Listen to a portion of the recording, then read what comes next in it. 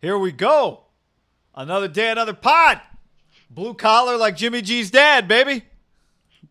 Have you peeked at the little thing they like to call Dogecoin? I have peeked at it. I did hear about it, yes. It, guy, is flying, as a famous Italian guy once said, to the moon. Right now, it is up 30, almost 40%. It's at 57 cents. When we first started discussing it, it was between 6 and 8 cents. So you do the math. Are you in on Doge right now? I never got in because I let the the social media opinion elitists tell me that I was a moron, shouldn't touch it, and it has gone up heavily. My little brother's theory is that Elon is hosting Saturday Night Live, and people think that he'll give some hype on it. I haven't really thought much about that theory. It doesn't make too much sense, but it's clearly flying for some reason. Yeah. I hear that all this time. I thought it was about Brian Dozier, and it has nothing to do with that different kind of Doge. Yeah, it's flying, headed to the moon. All right, everybody. Another pod also means another YouTube stream. So this podcast is is live on YouTube. So for all the YouTubers, we'll get to your comments, of course, at the end of the pod. And for the pod people, remember we do have a mailbag coming up on Friday. Mailbag returns this week. So on iTunes, if you're an iTunes user, leave us a review, 5 stars. In that review, leave us a question, draft question, off-season question, whatever you want it to be, and we will get to that on the weekend podcast. Yep. Also, we had some separate content, put up a bunch of stuff on the Niners, and I think over draft weekend we did a bunch of videos on just different things, separate from the podcast, as well as obviously we cut up all the good podcast stuff is up there as well for our guys that like a little visual. They say this thing called the YouTube's a big deal. So you can find us there. Pretty easy. I had somebody hit me up the other day and said the YouTube's. I think they originally came to the podcast from the YouTube channel. We're not originally a podcast listener. I got to trim my chest here. Found the YouTube channel first and then came to the podcast. So as always, we like to say, if you're watching it, check out the podcast. If you're listening to it, check out the YouTube. Yep, do it. Also, as I'm wearing a little American-Giant.com promo code HAM. Go check it out. Forgot to grab my my hoodie, but that got washed yesterday. It's ready for the week. American made. We'll tell you more about it later in the podcast, but American made, extremely great quality. T-shirts, hoodies. The classic hoodie is the flagship, but all kinds of the V-neck, the crew neck, the slub, men's, women's, sweats, the whole deal. 15% off with code HAM at American-Giant.com. Not a sponsored deal this week, but we also we decided, you said to me, actually the Wells Fargo Championship's pretty good. So we did make a DraftKings game. Not a huge one. It's 50 people. It's $10. You can get in it. Go to the Haberman and Middlecoff DraftKings page. I can tell you, John, exactly payout. So 50 people, $10. Here's the payouts. First place, $225. Second place, $135. Third place, $90. It's not F1. We don't care about fifth in this particular contest.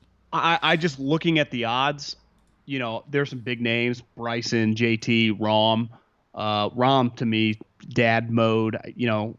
I do think there's pretty incredible value. Max Homa, his first win was 2 years ago. I saw that he told Golf Digest, why are you so much more competitive now? He's like, well, I'm just a way better golfer.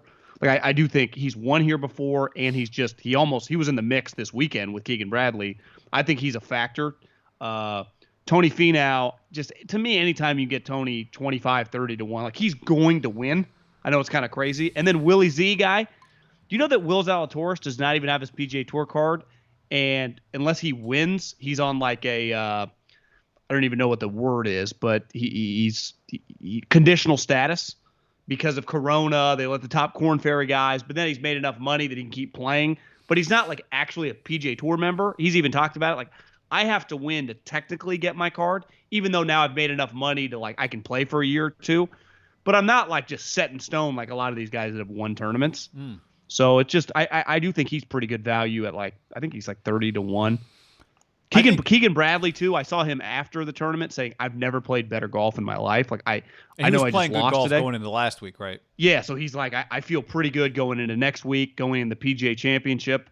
He's won a major. Like he won the PGA Championship. You get a fly in your water?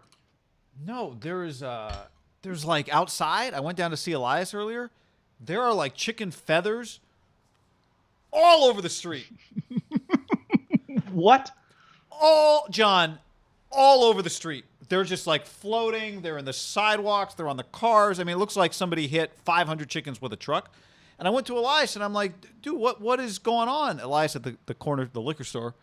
And he's like, I don't know. Some guy told me they're coming all the way from Broadway, which is several blocks away. So Yeah. I don't know if there was a big chicken murder or something. And so I put a screen in the window, but I had just a little itty bitty, like I could tell that's where it came from. Sorry. If anyone knows why there are just chicken feathers all over San Francisco, let me know. It could be bums, freebasing chickens around the corner. Would that shock you? You never know in that place. You never know. Anyway, you're hot on golf. The one thing I was going to say before we dive into football, I'm just saying there's some pretty good. I wouldn't call them like 100-to-1 long shots, but guys, 40, 30. Guy, when you put $25 on 40-to-1, that wins $1,000, right? Yeah. Obviously, if you put 100, you win. As football gamblers, you don't ever get those. Even if you get a great 20-to-1, like a team to win the NFC Championship, you got to wait all fucking year. And it's so hard to win. You have to win multiple games. Golf, we're talking about one weekend. Yeah, just one weekend. That's my problem with future bets. I know a lot of gamblers play them. I don't know if I have the patience. It's just a long wait, especially if you're going to put a substantial, like I think a lot of times like the big sharps or even like a big gambler will put $500 on a future. It's just a lot of time to wait, just $500 or $1,000 just sitting there. Yeah. I think one thing that happens a lot with golf, and I think home was a good example of this, is when a guy plays well, you kind of wait. Like, did he just level up, or is he just having a few good tournaments? And I think we tend to think this guy's just having a couple good tournaments, or there's no crowd, or this isn't with the big boys, or blah, blah, blah, blah, blah. It's pretty hard to stack month after month after month after month the level of play that Max Homa has. Max Homa I think Max now one of the good young golfers in golf. Right? He's just a player. Yeah. He's a player. All right, a lot to get into today. Should we begin? Should we dive in? All right, let's dive in. Let's start with Michael Lombardi, John. A couple things here. Didn't Jason Kelce once famously say, Michael Lombardi? Was that the parade? Yeah. I think he started it with the clown Michael Lombardi. Remember on the top of the Rocky statue. Yeah. That was a legendary speech from Jason Kelce. Mike Lombardi, I guess he said this on Fox Sports Radio. I'm not buying it was Trey Lance all along for the 49ers. Anybody you talk to in the NFL that has sources, they aren't buying it either. The Niners can say it was Trey all along. That's a crock of crap. They traded up to get Mac Jones, and then the outside pressure became really bad. So there's two things that Michael Lombardi is saying here to address. One, was it Trey Lance all along? And two, did the outside pressure change their decision, and did they draft Trey Lance and not Mac Jones because of outside pressure? Okay, so two different things, both in the same quote. The thing about the outside pressure has gotten some attention. Ben Albright retweeted it and said this did not happen at all. So to me, this is the thing that I think has less discussion around it. I don't believe for a second Kyle Shanahan drafted Trey Lance because of outside pressure. Let's start with that part. Do you buy that or not? I believe, and I don't claim to have inside sources on who they were going to pick the whole time, like Lombardi claimed to know, and he was wrong. And I want to start there. I think a lot of people that were open about and very aggressive about their opinion on who the Niners were going to take got it wrong. I mean, just plain and simple. They went all in on Mac Jones, and they took another guy. This area, we always red flagged that. We're like, this does not parallel or have does not look like what they've been doing over the last 4 years. I have a hard time seeing this. And we were right. We went back, Justin Fields, Trey Lance, whatever. It was just, I don't believe the Mac Jones. Michael Lombardi's, and he was not alone. They never wavered. And they were wrong the moment Trey Lance's card was read by Roger Goodell. Here's what I do know, though, is that I have a hard time seeing Kyle Shanahan give a flying fuck about what anyone on the outside thinks, whether what he's talking about social media. Because sometimes you read a headline, it goes, there's a lot of noise out there. There's a lot of, like I saw Albert Breer, who I like Albert a lot. And I think his MMQB, like it's really hard to just take that over for Peter. And he hasn't skipped a beat. And he's one of just this unique guy that can have opinions, but is very well connected. And his MMQB, I read it every week. And he wrote a headline that Kevin Colbert, I think we've talked about this before, that he was only going to take seniors or guys that played this year. And he was like, that was very controversial. I'm like, with who? Like some people on Twitter thought it was stupid. I think we do that a lot with the Mac Jones thing was universal. You even said you were at like doing the Pac-12 golf championship. The dude that won it from Arizona was a diehard Niner fan. Is that true? Yeah. Am I throwing him? But I'm not even throwing. But it's just. Well, now that they didn't draft Mac Jones, let's just say the guy won the championship. I won't say his name, but you can find it. Really, I mean, incredible performance. Won it in 74 holes. I had to go to the playoffs. And right after he came off the green, I was like, "Oh, you're a Niner fan?" He's like, "Man, I hope they draft Trey Lance, not Mac Jones." So that was a universal sentiment. No one wanted Mac Jones here. I don't believe for a second that they pivoted, because I believe, my gut educated guess, from the moment they made the trade, they had a stack. They had a board. Now, they've said that since, that it was Trey Lance all along. We can go back and forth. No one really knows unless you're in the building. I believe that it was Trey Lance, and I think they lie a lot, so it'd be an easy one. But maybe it was Mac Jones, but they had a guy the moment they made the trade. And the way they played it, the moment that night, once they took Trey Lance, they laughed at everyone that ran with Mac Jones, basically like, yeah, we just let him go. Why were we going to stop him? Right. And I don't, and it's safe to say where we were coming from was like, that's what we thought the whole time. Like, what, it behooves them to just let everyone run with it. Because it got crazy. It got so aggressive. Yeah. So, look, this was the biggest decision Kyle Shanahan's ever made. Right? I mean, it's one of the biggest decisions in league history when you factor in a trade of that magnitude. But my point is, for Kyle to take one of the biggest decisions, forget about the trade. I just mean once Kyle Shanahan decided, I'm drafting a quarterback in the first round. Hell, if Kyle drafted the quarterback at 12, it would be one of the biggest decisions of Kyle, maybe the biggest decision of Kyle Shanahan's career, right? Maybe next to who he chose to be his GM.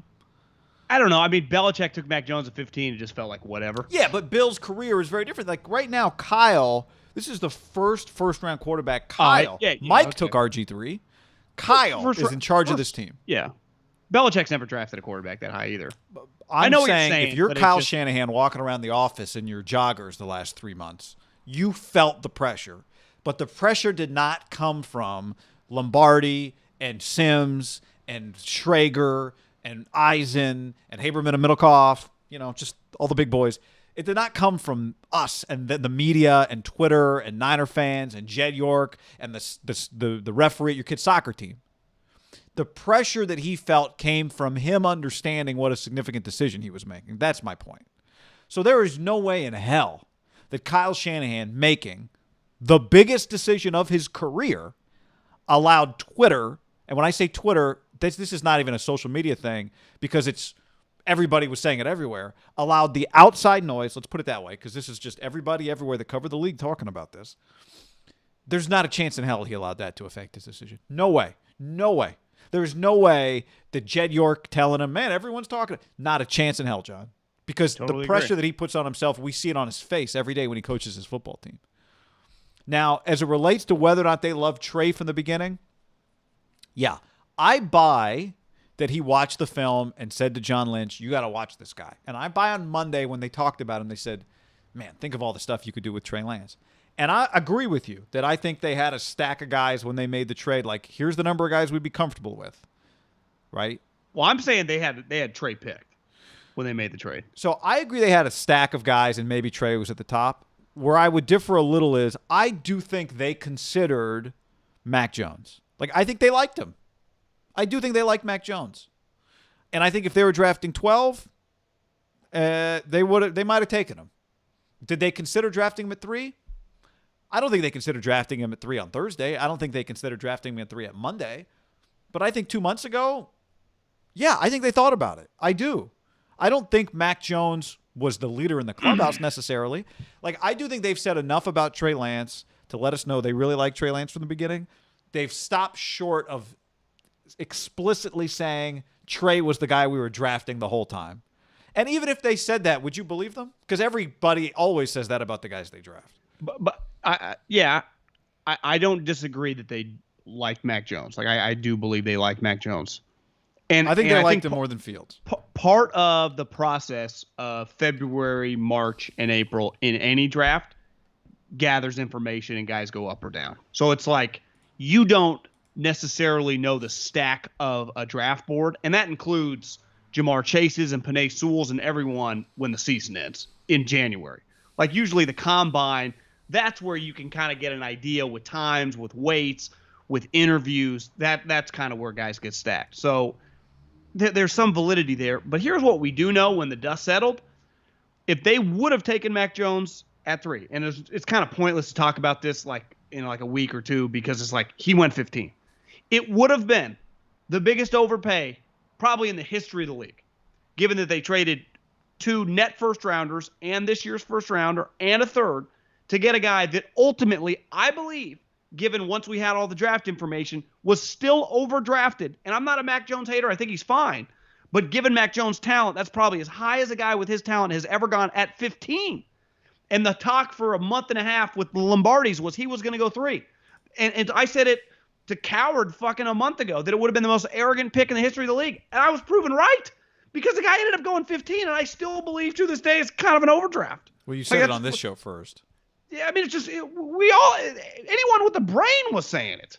I mean, it was just like, what are we talking about?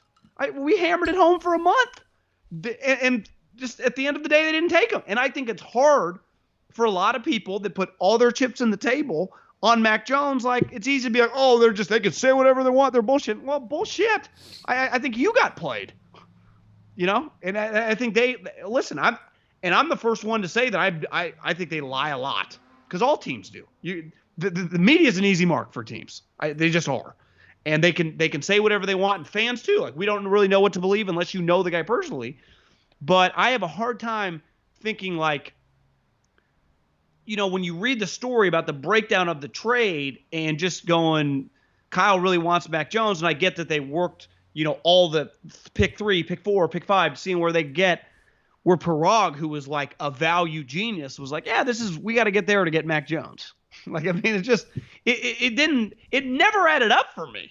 It never added. And I think Kyle was a little crazy with quarterbacks, but it would have been still, and we're going to find out, like, there's still some sneaky pressure on Mac in New England, but he went 15th overall. That's a pretty precipitous drop for a guy that, everyone thought was going to go 3, right? Yeah, but it's not really, it's a drop from nowhere, right? Yeah, to me, he didn't drop at all. To me, he was overdrafted. But see, here, this is what I don't think the 49ers said. I don't think the way they viewed it was, this is just my read on it. I don't think the way they viewed it was, we're at 3 now, we can't possibly take Mac Jones. I think they were at 3 and then said, okay, could we take Mac Jones? There are things we like about Mac Jones. Like, what I want to know is, okay, you called, Kyle Shanahan sent the clips to John Lynch and said, you got to watch this guy. I'm sure he sent him clips of Mac Jones too and said, look at all these things that Mac does that I think would work in the NFL. Like, you can have liked Mac Jones, ultimately come to Trey Lance, maybe like Trey Lance the whole time, and still considered Mac Jones. Like, when you trade up to 3 as early as they did, what you're doing is you're giving yourself a chance with an open mind to look at everything. And I think one thing Shanahan said was he watched the tape. They tried to do a trade in early February. They got to know Trey Lance. He told Eisen this yesterday. And if I had met Trey before I watched his tape, I liked him so much, I would have watched his tape and thought, boy, I hope the tape measures up to the guy. So I think Trey Lance solidified himself once they got to know him, once they had a better feel for his aptitude, once they interacted with him, all of the things. Like, it's not just about how good he is.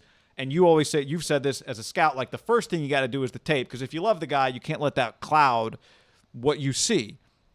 But even I think that's fair in any walk of life. Like, whatever the job is, more than we meet the person, you're going to start naturally rooting for him, or vice versa. You might hate the guy, but he might be really good at his job. But it's also part of the evaluation. Can this guy be the centerpiece of my franchise?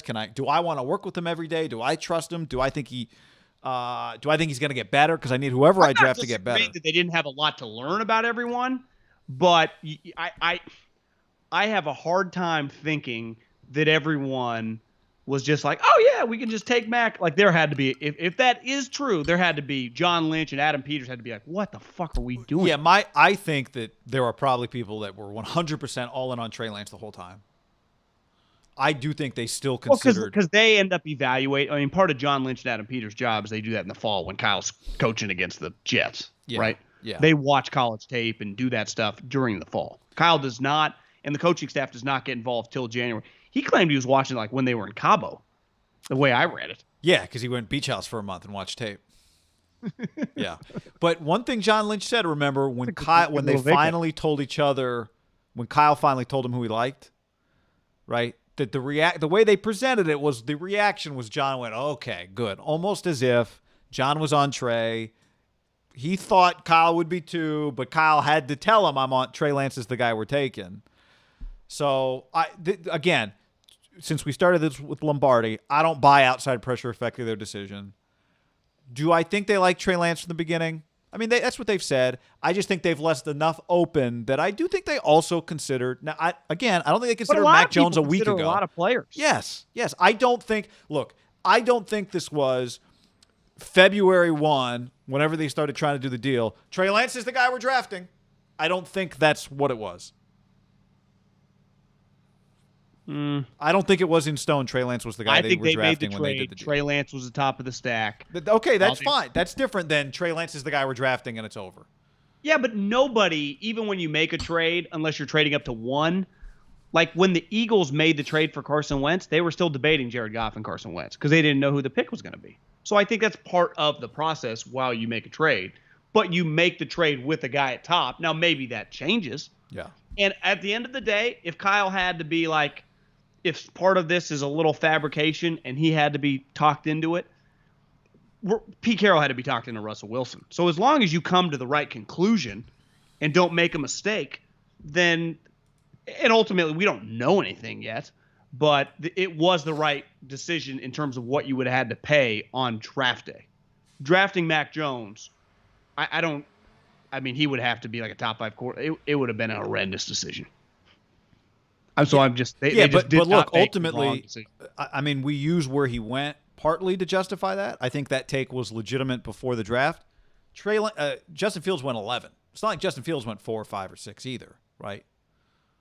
I think it's fair to say that a decent amount of teams like Mac Jones and Trey Lance more than Justin Fields, but I heard that the Bears love Mac Jones and they ended up taking Justin Fields. So it's hard to truly know because everyone sculpts their truth that they want you to believe. For sure.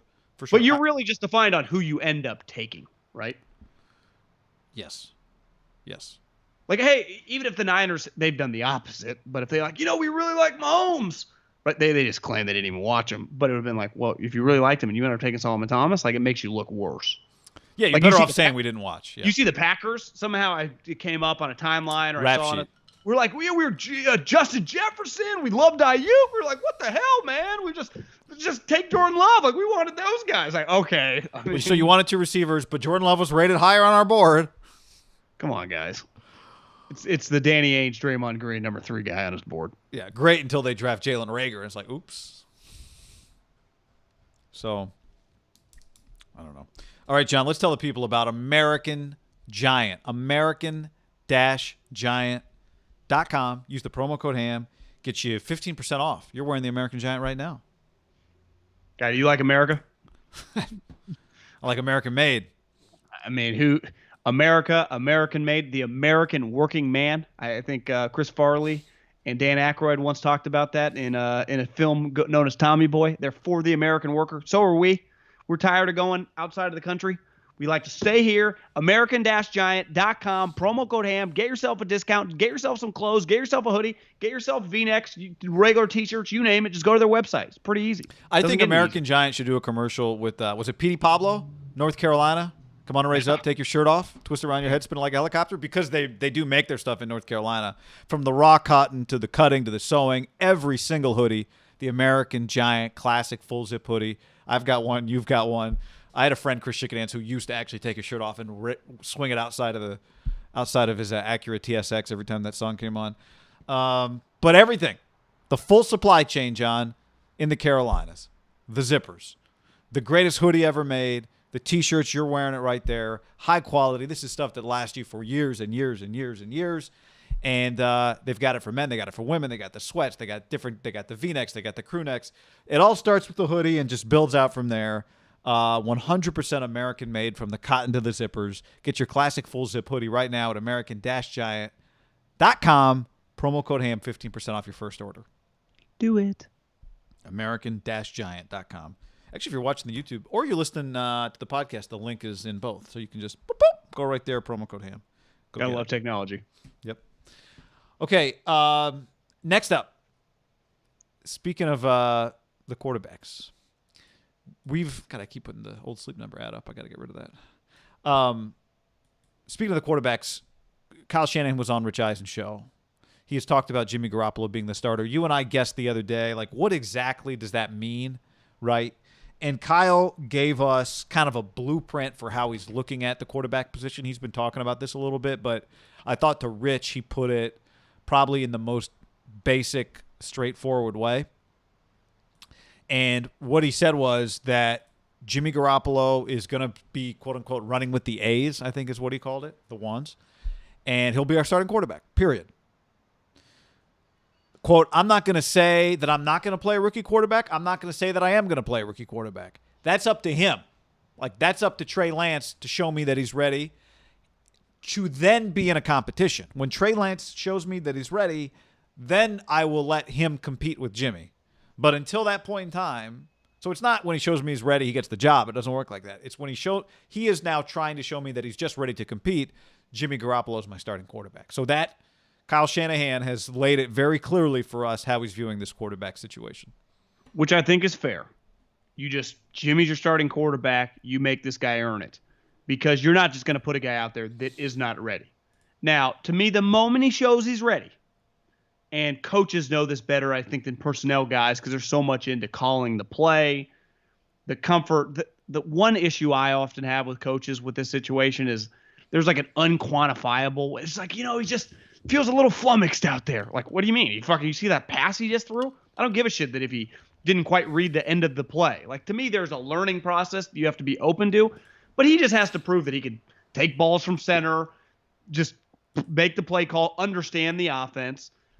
I do think, though, going into the preseason and the preseason games, because let's face it, the last several years, if you just watch Jimmy in the month of August, it looks terrible. I mean, awful. Jimmy is, I don't know how they would describe him as a practice player, but I'd say a preseason player, he can look awful and really, really bad. And to me, if Trey Lance is going out there and making plays, you go in with a plan. Once upon a time, you and I were, when we talked a lot about the Raiders, they went in with Matt Schaub was their starting quarterback. Now, Matt Schaub was not good by the time the Raiders got him. So it was clear, like, you're not going to be able to win with this guy. And then Derek had a really good preseason, and it was clear, like, just go with the more talented guy. Jimmy is much more physically gifted than Matt Schaub, so it'll be hard for Jimmy, even when he looks bad, to look that his balls he throws a harder ball. But I do believe, like, if Trey Lance is would you be stunned if, like, Trey Lance gets a start in the preseason, quote unquote, over Jimmy? Obviously, it wouldn't happen the first preseason game, but what if Kyle's like, yeah, we're just going to play Jimmy. Our plan is to play all 3 preseason games, just a little bit. But by the third game, they just think Trey Lance is making more plays and they start him. I would not be stunned if he starts a preseason game. No.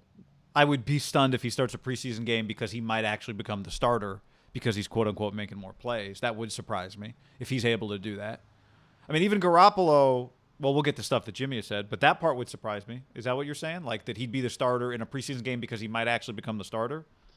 Yeah, I just think that ultimately your play doesn't lie, and the team knows it, the coaches know it. There is, if you're living in it, and you and I now kind of helicopter in and helicopter out pre-corona. And as do, I guess, some media members go to practice every day. But even then, like, if you're not truly, like, the thing the media does not get, that when you work for a team or part of the team, is like the meetings. like the coaching staff meetings where you go over the personnel and really get a vibe of where everyone's standing on the guy. And it changes, it ebbs and flows day to day.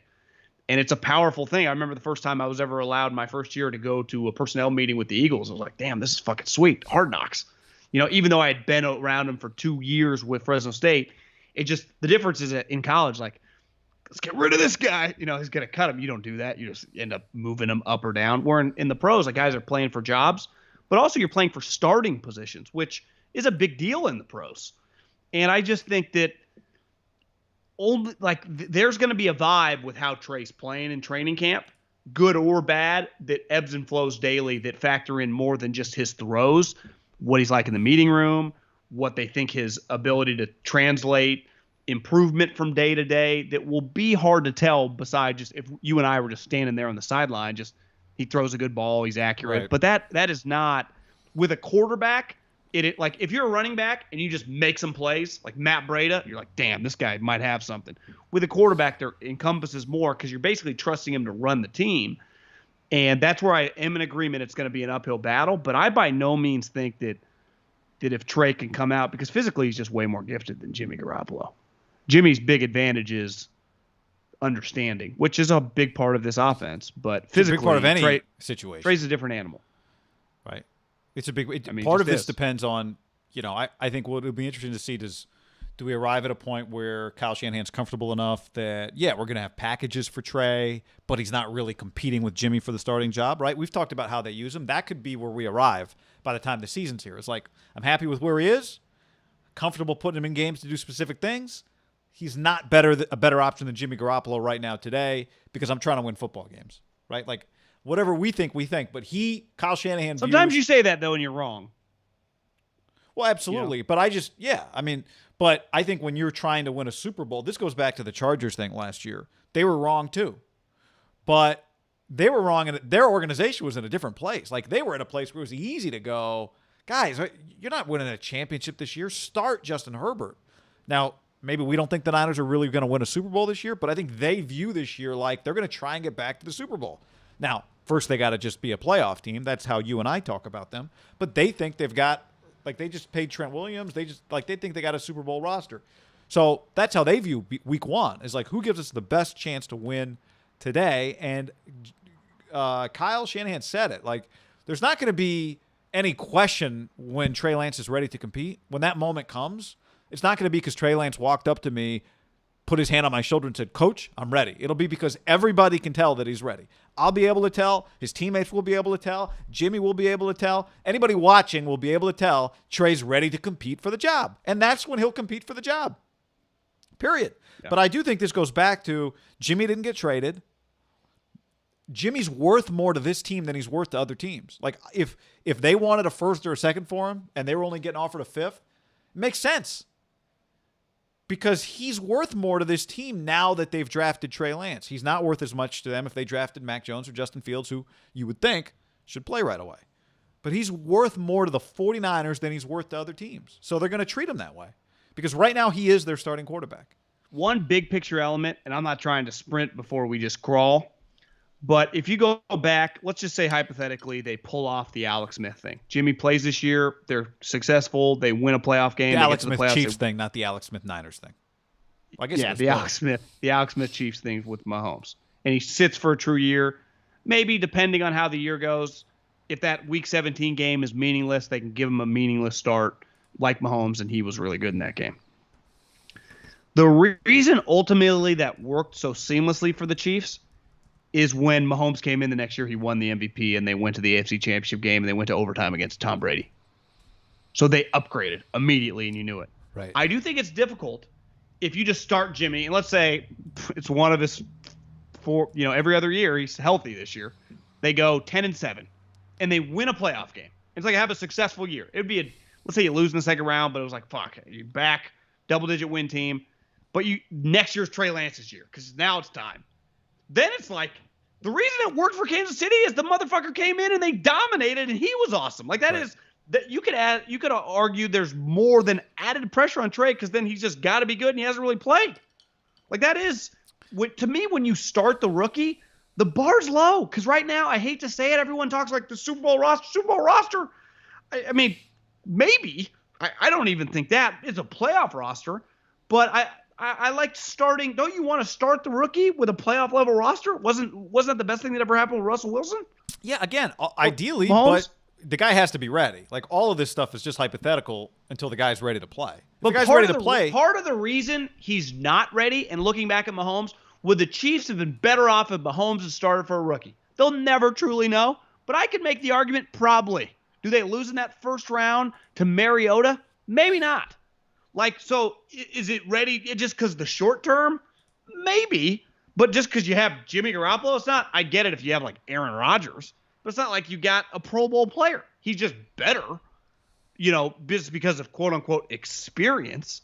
But I do think if you take the big picture view, I don't think it would be crazy at all if we went, is he truly ready? Probably not, but we're just starting him. Now, clearly they're not going to do that. But to act like that's not an option to me is stupid. Yeah, but the question is, what does ready mean? Does ready? This is where I go back to my comment Who's ever ready for anything? No, but this is where I go back to my comment about training wheels. What does ready mean to Kyle Shanahan? Does ready mean can execute the offense exactly like Jimmy Garoppolo can? Or does ready mean can do enough that I feel comfortable with them on the field, right? And that's I don't know what ready means. We'll see. But I do think there's a difference between him, even than Mahomes, certainly than Herbert, just given the amount of football all those guys played. Now, I do think he's clearly open-minded to it. Like he said, I'm not going to say I'm not going to play a rookie. I'm not going to say I am. I haven't seen this guy in the field in a Niners uniform yet. So I do think he's open-minded to playing him. And given his experience with RG3, my guess is if he can give you enough plays on one end that it limits some of the stuff you can do on the other end. In other words, he can do some stuff Jimmy can't do, but there's also a few things you're not ready to do with him yet. My guess is he's going to get an opportunity. If he's at that point, then he's going to get an opportunity to compete. And the other thing is Jimmy historically has not been as consistent or productive as Alex Smith, right? Like that's the other difference. Like Alex, what did Alex do that year that Pat Mahomes was on the bench? Well, I think he had his best year of his career. So, okay. Like that's another part of it, right? Like Tyrod Taylor has never had the year that Alex Smith had. Jimmy Garoppolo has played 1 year as a starter. So, Patrick Mahomes wasn't kept on the bench by a middle-of-the-road performer that year. No, but I think we both agree Alex is a better player than Jimmy. And Alex's last season for the Chiefs, like if you tell me Jimmy gives them 26-5, like, yeah, I mean, I don't expect Jimmy to do that. So, and that's right. No, I understand. I'm just saying, like, that's where I think the situations are a little different potentially. I would go into this thinking I by no means think Jimmy is some lock. Now, I don't know if that means week 1, week 3. I'm pretty open-minded to the situation just because this guy might just be way more talented than Jimmy Garoppolo. Absolutely. And Jimmy's might be more ready than we think. Yeah. And you don't truly know till they practice. And like Kyle says, but you do know. And they'll have a vibe like we got something special. Or it's like, okay, this guy's a legit project. Then to me, if that's the case, okay, then you got times on your side. That's where Jimmy does come in. Yeah, as long as, to your point, as long as But is he the third like, stringer? Or is he the as back? long as it doesn't look like Jordan Love. Whatever Jordan Love looks like, couldn't tell you because they've been keeping him underground, I think. Especially given that Trevor Lawrence is going to be the starter. Zach Wilson's going to be the starter. I'll be a little surprised if Justin Fields isn't the starter. How is he not? And Mac Jones the starter? Probably. Yeah. Well, Mac Jones is playing, probably. You'd think, but that one's a little harder to figure out. Would Bill just... Bill's trying to win, so it just whatever happens will win. And I understand Kyle trying to win, too. Like, no one wants to lose. But there's a balance to think big picture with the young guy that you just invested all this into. I think, for me, the bottom line is, what does Kyle need? Does Kyle need him to know the playbook like Jimmy, or can Kyle have him do the training wheels offense? Yeah. What does it mean to Kyle to have him be ready? Jimmy got the training wheels offense in 2017 when he showed up. They won. When he came in during the season. Not an apples-to-apples situation, but an apples-to-apples situation. RG3, we've seen Kyle do different things for different players. Right? I would imagine he wants to play him. Yes. And we want to see him. We want to see him. There's no doubt. This not being decided in May, also good. Yeah, I don't hate it. For business. No rush. And the other part of this is Jimmy Garoppolo does have some power in the whole situation, right? Jimmy and his dad. Jimmy, I didn't realize Jimmy was doing this every offseason with his dad, doing like media tours. Is it clear exactly to you what exactly they're promoting? No clue. Blue collar workers. Just blue collar Skills, Klein Tools and Skills USA. They've been doing interviews, talking about things. Are they just promoting tools? They did something. I saw Cam Inman, I think, they did something in San Jose. I don't know if it's at somebody else can tell me. That's not relevant to us necessarily. This is one of the things Jimmy Garoppolo said. He reached out to Trey Lance. He said, it's hard coming into this league. I know how it was coming from an FCS school into the NFL. It's a bit of an adjustment. It's just different. What I can do to help him, I'll be more than happy. And the way I read that is, if you're Kyle Shanahan, you don't even need Jimmy to be more than happy. But Jimmy is in a powerful position here because when you are the starting quarterback, as he is right now, we know that because Kyle called him that, you do affect the locker room. We saw it happen in Philadelphia. There became a split. Right now, he's the starter. It's easy to be that. When Trey Lance finally gets to the point where he's ready to compete, then you don't really have control of the situation anymore, right? Just like Jalen Hurts started looking good, some guys wanted Jalen to play. If the Niners get to that point where some guys want Trey and some guys want Jimmy, we'll see. We'll they'll have to cross that bridge then. But when you are the starting quarterback whose replacement has been drafted, you do have a lot of power just in terms of affecting the energy in the room, you have the ability to make it difficult, not just for Trey, but if you make it difficult for Trey, you're making it difficult for your coach. You're making it difficult for your teammates. There's some stuff here Jimmy can't control. If Trey Lance is just better than him, Garoppolo can't control that. But he can control what has been under Kyle Shanahan, even though they haven't won a ton. I would say the building has had a pretty good chemistry, I guess could be the word. They've just had a pretty good uniform type of vibe around them that Jimmy could negatively affect if he didn't handle this like a professional. I think Jimmy Garoppolo has a lot to gain. I would say in most industries, even ones that pay a lot, it's pretty easy to pivot to another company to do whatever. I mean, hell, at one point in time, I think you could call Abraham Middlecoff a little malcontents, with management. Yeah, you could call that. It didn't. There's so many options, and it's not. You're not confined to one league, right? Most businesses are not like they're all in the same thing together. Like you can go a million different directions. In football, there are. People DM me like, why doesn't Trevor Lawrence or Zach Wilson just refuse to show up, sit out, and go play in Canada? Well, it's like, the NFL pays you when you're the number one overall pick almost $40 million. Check out Canada. They're not only are you not allowed to walk out of your house, they don't pay you any money to play in their league. Can I address that for a second? Yeah. I think from the outside, it's easy to look at the Jags and just be like, what a man. But guess what happens? They fly you a private jet. They fly you to a gorgeous facility. The stadium looks beautiful. Everybody that's around you is high level. You're talking to Urban Meyer. Stadium a little old, but. Well, I just mean you walk into the facility and they're going to have a bunch of sweet. Now, he did come from Clemson. I'm just saying when you walk into an NFL office, it doesn't feel like you're walking in to like Blockbuster as it's crumbling around you. Like it feels like you're walking into a multi-billion-dollar industry because you are. Anyway. And, in his, instance, they brought his teammate. Probably a little easier transition, right? But, in football, your actions, unless you're an elite player, like Antonio Brown level, when you act like an idiot, you can't hide it. It not only gets out, it gets out like wildfire. Everyone knows. And actually, I would say the perception, it gets worse. I think sometimes we end up, and a lot of teams don't mess with guys because the negativity by the time of the chain of communication gets to them is like, oh my God, this guy around our guys? No way. Not what we've heard, even though it's not probably nowhere near as bad. But the story just gets, listen, I know I naturally do it. When I hear something, I just kind of embellish it one way or the other, and it can just grow. And with Jimmy, the one thing that it does grow, and probably even more positive when it's like, this is a good guy, man. I want this guy in my room. This guy, like I'd say Mariota's the guy where it's just like, we just want this guy around. Like he's just salt of the earth, good guy, and he can play a little. But I don't think he's as good of a passer as Jimmy. But my point is, Mariota makes $3 million. Like if you just in the backup quarterback, like a huge reason that Chase Daniel's just around, like, or Blaine Gabbert, like we just love this guy around the dudes, love him around the fellas. Right. He knows what's asked of him.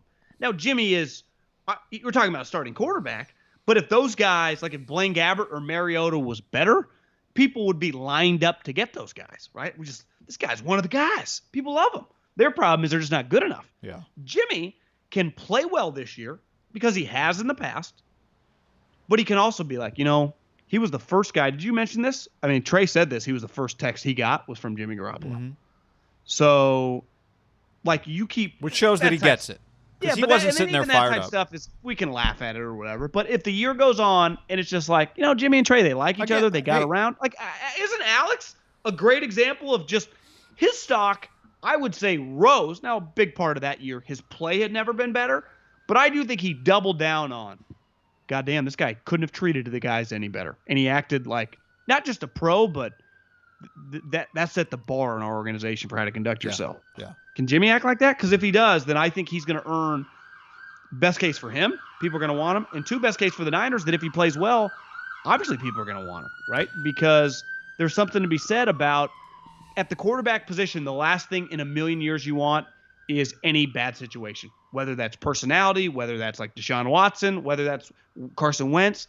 I just want my guy to be like, say what you want, Minnesota never has to worry about Cousins. They wish he could make a little more plays, but it's just he's the least of our worries, right? If our defense is good, we'll make the playoffs. He's not our problem. Yeah, I mean, when they're good enough to win a championship and he's their quarterback, then he's their problem. And the reality is most people are never going to be good enough to win the championship, Yeah, I mean, you could have argued he was their problem a couple years ago. Yeah, when they were a better team. Their problem was, like, if we had Mahomes, we'd win the championship. Yeah. But you don't. Yeah. Like, you won a playoff game, that's a hell of a season. And yes. Jimmy's proven that. Like, if your team's good and you have Jimmy, like, you can win. I think he has a lot. If you just look at most guys that gain that aren't going to be on their team, like, obviously like a DK Metcalf or a Hopkins, these guys are going to be on their teams for a while. I'm talking about a guy that clearly is not going to be on the team for probably more than a year. No one in the league to me has more than gained than Jimmy Garoppolo if he plays well and acts right. 100%. Yeah, I mean, and the Niners directly gained as well because he would immediately have like Washington football team, whoever just needs a starter. Like all of a sudden he has value under contract next year too, right? I think the Steelers are a good example. I don't know that Mason Rudolph's good enough to be. The odds are that he's not good enough to be Ben Roethlisberger. You'd bet against it. I would. Replacement. But Ben doesn't. One thing's clear. Ben doesn't make it easy for whoever. The next guy that's the Steelers quarterback won't be like, got to give a lot of credit to Ben. Man, he really helped me out. Right? Don't you think that's hurt kind of Ben? Like right now, if they had cut him, it's like, do we even want this guy around? I think it just makes their life harder. Like I think Mike Tomlin's job historically is harder than it looks because he makes it look seamless. But Juju clearly, that's not easy for them. He's back, but it's not easy for them. Juju hurt himself. AB, the fact that you said this a while ago, the fact that Antonio Brown was a Steeler for as long as he was and it didn't get weird until the very end, credit to Tomlin. Ben, again, more maintenance than you want your starting quarterback to be. There's no question. I'll give you a good example of a player who's not any good anymore, but people just clearly seem to like him is Joe Flacco. Like Joe Flacco's going to bank an extra $10, $15 million just year 35, 36, 37, 38, just getting to be a backup. Yeah. Why? Because not an asshole. People like him. Yeah. Now, I think his personality might be a little different, but clearly like people aren't afraid of him, right? To bring him around their young quarterback. Right. But to me, there's something to be said about that. And it's a hard balance, and Jimmy now has been a backup and a starter. You could argue Flacco had always been the starter. Jimmy does have perspective, right? He was a backup for 3.5 years. He was in Trey Lance's shoes, kind of. I mean, he wasn't directly drafted to replace, but Brady could look at it that way. Right? Brady did. And he did, yeah. Yeah. And Brady still invited him to the, Derby. The Derby? Party. Yeah. I actually saw some photos because the Derby was Saturday of Jimmy and Tom at the Derby. I'm like, wait. Is he still going to the Derby with Tom? I saw that too. That was an old photo, right? It was old. Yeah, it was kind of old the reddish suit he had on. I was like, I swear to God, is this Jimmy back? I remember Tom's big like camel brim like hat. That's you what know I who remember. did it? Because Edelman's like, I love this day, Yes, and he yeah, threw up that's right. photos. I was like, God, is Wes Welker at the draft or is he with Brady?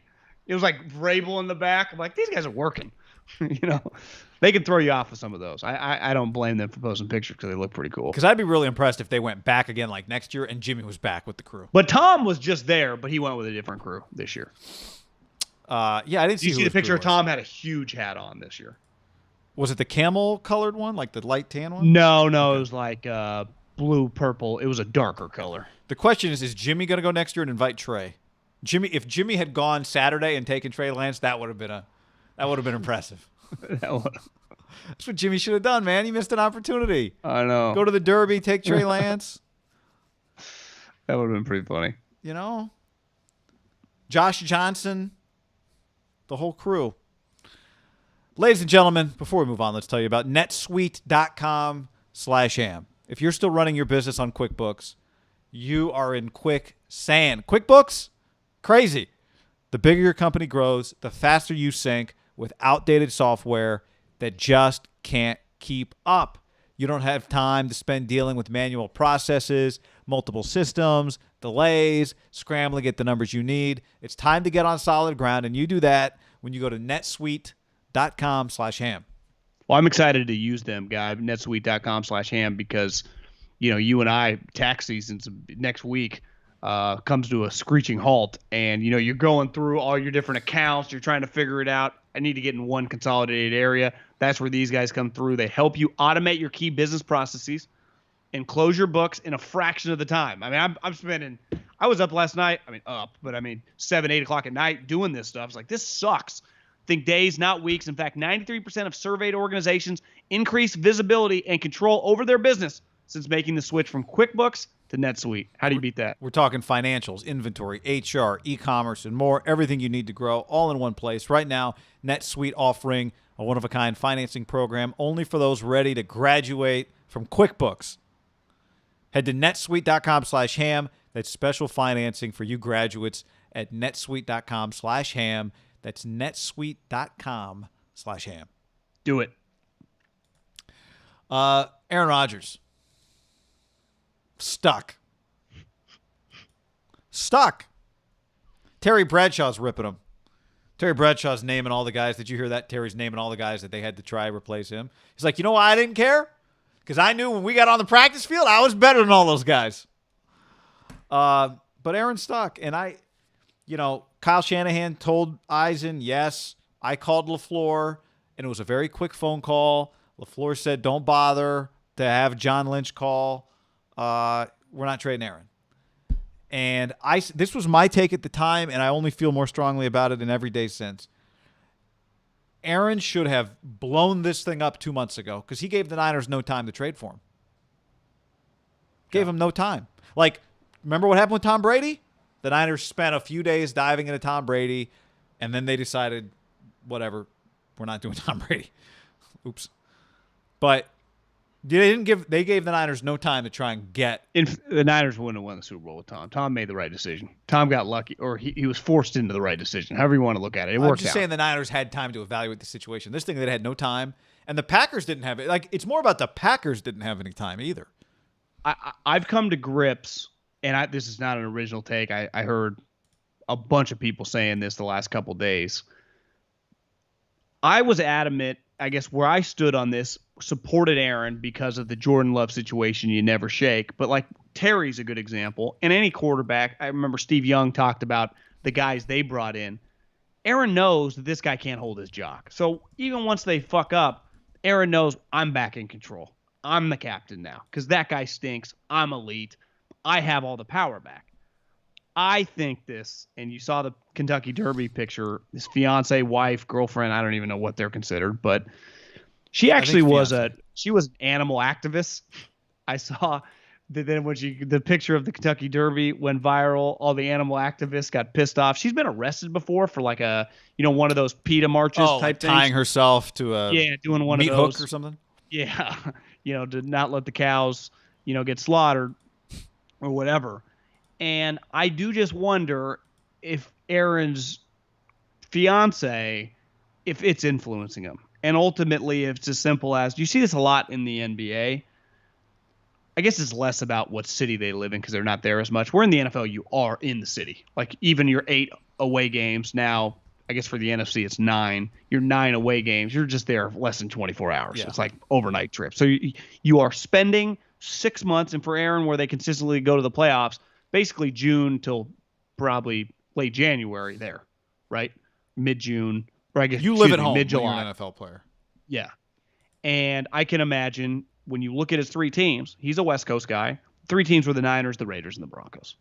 None of them were like other teams. He could have easily thrown out Miami, the Jets, because it's not like winning was a check mark on this list, right? Because the other 2 teams are. I mean, the Raiders have made the playoffs once in 18 years. The Broncos have been terrible for now about 4. Elway, I read Mike Silver's article, was like, it was weird just sitting in the draft room. I just gave it up. Was he forced to? It's one of those like, I quit, but I moved up. Who knows? But part of it was that they weren't winning. If they were rolling, he'd still be he'd be calling 1,000%. So is it about, does he just want to be back west? And here's what you can't, and I don't blame him for thinking that. He's been there for 15 years, maybe just over it. He's tired of looking at Gutekunst. I get it all. What he cannot say is, I'm tired of fucking living here. Because what does he want to be for the rest of his life till he's buried? A Green Bay Packer legend. So you can't, it's easy to use Gutekunst instead of crushing the area and kind of what the Packers title town, what it stands for. If he just came out, I think a lot of people, I'd respect him if he's like, I just don't want to live here anymore. But he 100% cannot say that. I do think he doesn't like the front office. Yeah, I would imagine he does not like the GM for doing that, but I don't think this entire move, the more I've let it marinate in my brain, is strictly over Gutekunst drafting Jordan Love. I 1,000% agree with that, but I also think it goes back to once Jordan Love was proved that he's not that good. But I bet it goes back further, John. My guess is, remember, did he want them to fire McCarthy 4 years before they moved on from Mike McCarthy? Were there arguments? But Gutekunst wasn't the general manager then. Well, I understand, but I'm just saying, like, who was it? Silver that wrote he has beef with, like, it's the whole front office. It's not just Gutekunst. Like, he's got problems with everybody. Was he mad that when it came time to hire Matt LaFleur? Yeah. Matt LaFleur? That it wasn't, Aaron didn't get to call the shots, right? Like, I'm with you. I agree it's more than Jordan Love. I agree with that. But my thing would be, which is fair, they've had a pretty successful relationship over 2 years. I mean, he's had, if we just look back at the stats / the wins, it's got to be one of the greatest 2-year stretches of his career. I mean, part of why they were good, they signed the Smith brothers, right? Who did that? Gutekunst. They re-signed Aaron Jones, who he was kind of pounding the table for, who's good. Like, I'm just saying, we do the way Aaron kind of came out attacking the front office. One thing fans and definitely people in our shoes will do much probably different than maybe 20, 30 years ago. We'll evaluate the situation and immediately pick a side. And we're not like always picking the team side. The Texans get shit on 24/7, 365. If people are like, God, I don't even blame them. The Packers joke. It's like, bro, you won 26 games. You hosted the NFC Championship game. You arguably had the best year of your career. Yeah. Individually and team-wise. I mean, it's beside the year you won the Super Bowl, probably your best chance because the only time you've ever hosted the game. So it's like, I think people go, is it, you just want out, Aaron? Because this gets back to, you just want to live out west. Which, again, I've understood. I've been there. Making way less money and farther away to the east. Like, I get wanting to come home. But at least just...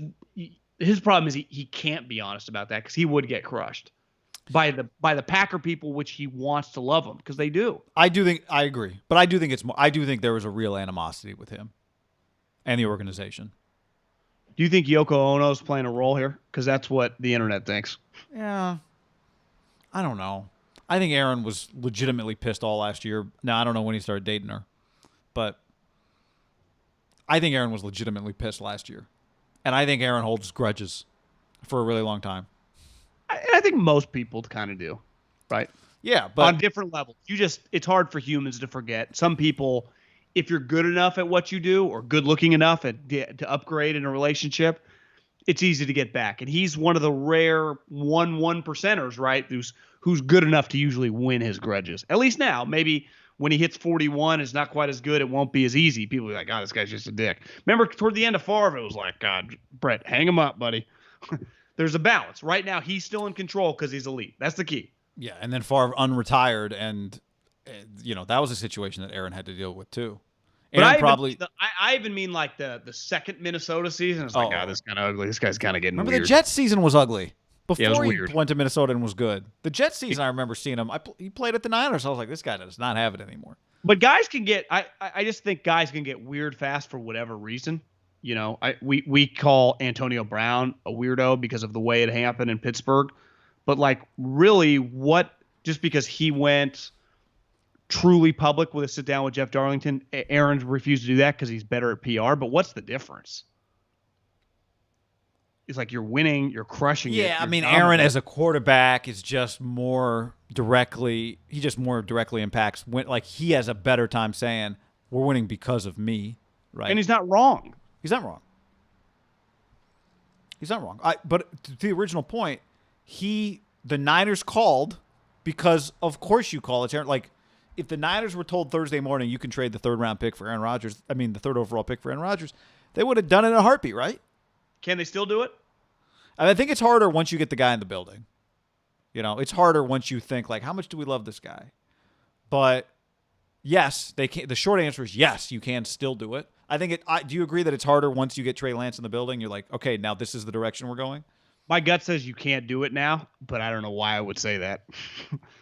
That's also my gut. But I just think about it like, you just go, wait, we're going to just acquire Aaron Rodgers tomorrow? If he was 34, I wouldn't hesitate. I mean, he's going to be 38. Like, you're getting up there. Part of it, too, is like, what's the truth about Trey Lance? We would find out a little bit the truth about Trey Lance. Like, have they loved Trey Lance for 3 months? They can't wait to get him. They're absolutely sure that Trey Lance is a star in the make, just waiting to be hatched, right? Yeah. What do you really think? We'd find out what you really think. Because if that's what you really think, if you think you got Josh Allen in 2 years, then you don't do that deal. Well, because I know if I'm the Packers. Well, if you were the Jags, would you do the deal? Trevor Lawrence for Aaron Rodgers? Well, part of the element here is Aaron would be like, I'm not playing in Jacksonville. No, I understand. I'm just saying if you're in the position where you had the guy that you think is a surefire top tier quarterback. I would not. I would take Trevor Lawrence. So if you think Trey Lance is going to be that if you're them, then I don't think you do that deal. Well, because also the problem is like Trey Lance for Aaron Rodgers doesn't get it done. But to me, if I'm Gutekunst, be like, I want Trey Lance, I want Nick Bosa, and I want George Kittle. That's my counteroffer. Right. Because I know you have no pick, so I don't want second, third round picks mean nothing to me. But I would say this too. Ultimately, if you're the Packers and you think Trey Lance is the next Josh Allen, then you do that deal. Like you're like, okay, this guy doesn't want to be here. We're ready to move on from him anyway. We think that guy's a star. Do what deal? Trey Lance for Aaron Rodgers. You would never do that straight up, though. No, but I'm saying if you are convinced that guy is Josh Allen, if you are convinced that if they thought right now the guy they drafted last year was ready to be a star, then yeah, go get your 4-1s for Aaron Rodgers and move on with your life. Yeah. I think the problem, though, is with the draft, no matter how much you love a guy, and this would probably include Trevor Lawrence, you never truly know. I mean, that's right. Aaron Rodgers is, I think when the dust settles, how's he not going to be considered a top 5 quarterback of all time, right?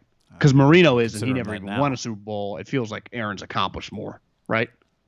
I know it's not apples to apples. The league was different back then, but like, is Aaron Rodgers going to be considered better than Dan Marino?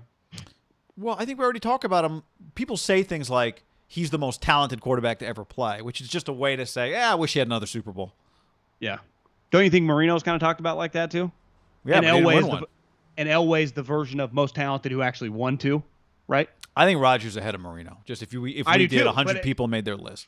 So if I told you had Marino after an MVP in what looks like the peak of his powers, yeah, I ain't trading him for a rookie, right? I think you got to use like other people in preview to talk about it. I think you only do it when you're ready to. You only do it when it is kind of you're ready to do it, right? They thought they were about to be ready to do it, and then Aaron won the MVP. You can't be ready to do it when the guy's winning MVPs. Yeah, well, or when the guy you drafted is not good enough to replace him. I would imagine, and I can't speak. I mean, you and I have both kind of lived just the sporting industry more than any other business, but there can't be a more consistently fluid, day-to-day changing any major, huge business than sports.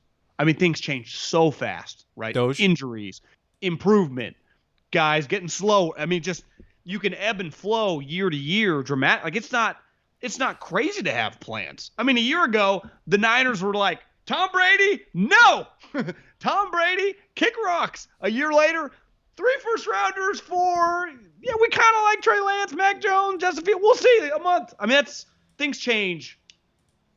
I'm not even just day to day, but like 6 months. Think how fast things change in 6 months in pro sports. Well, it was a foregone conclusion that one of the biggest story in the NFL was going to be, is Deshaun Watson holding out? Has Deshaun Watson been traded to the Niners, to the Dolphins? Are they going to flip Tua? Are they going? And now it's like, is Davis Mills going to beat out Tyrod Taylor? Like, what is it going to look like? I mean, we're like a month away from is Deshaun Watson ever playing in the NFL again? My column on The Athletic. Well, I know this. Like, that thing's going to to play itself out, and I just know what we thought the Deshaun story was going to be. It's the opposite end of the spectrum. Well, you know what's clearly stopped there is Deshaun stopped pounding the table for a trade, because that ain't happening now, right? No one could.